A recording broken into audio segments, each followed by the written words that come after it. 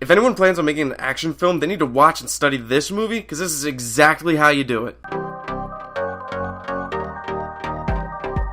Hey there, Internet Best Buddies, and welcome back to the channel. As always, I'm Ray, and today we're going to be looking at John Wick Chapter 2. This movie picks up a little bit after John Wick 1, and John is actually finishing his vendetta from the first film. He killed the people who killed his dog and took his car, but we start off here with him going to get his car. So John Wick arrives back home with his new dog, and everything seems okay. However, a man from John Wick's past that actually helped him to escape the assassin life in the first movie, he calls it a life debt that John Wick owes him. The story then follows John Wick going and fulfilling that life debt, and then getting screwed over in the process and having to pretty much kill everybody again. I will say the movie does a great job of transitioning John Wick's motive from the first movie and making it something different in this one. The first movie was, hey, they killed my dog, I need to go and slaughter all of them. This one is, okay, I am honor bound to fulfill this duty and I need to accomplish this or else there's going to be a lot of consequences. Consequences are a big theme in this movie.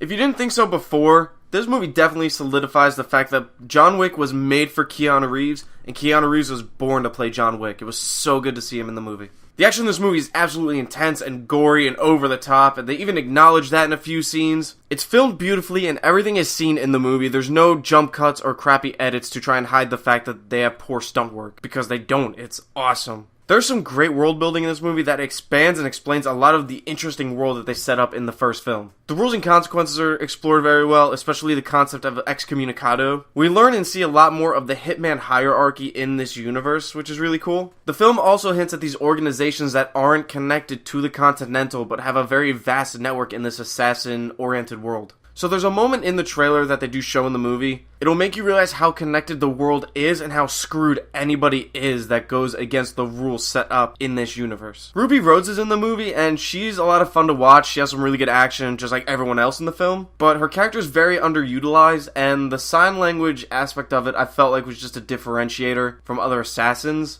not so much as an actual part of her character. The ultimate antagonist in the movie is very cliched, but he does play into the plot and the world very well, and I personally enjoyed his time on screen. I thought he was a fun character to watch. John Wick Chapter 2 gets a 10 out of 10. I absolutely loved this movie. It was so much fun to watch, and I honestly cannot wait to see what they do next with this franchise. So let me know down below what your thoughts were on the movie. I personally liked it a lot more than the first one, which I never thought they could top the first one, but this one definitely tops it for me. Also, in the comment section, let me know where you think they could go with the third installment in this franchise. I honestly think what they'll do is they'll show another secret organization of all these characters that are basically in the same position as John Wick at the end of this film. And also go down and subscribe so you can stay up to date with all the videos that I put out. Thanks for watching, everybody. See ya.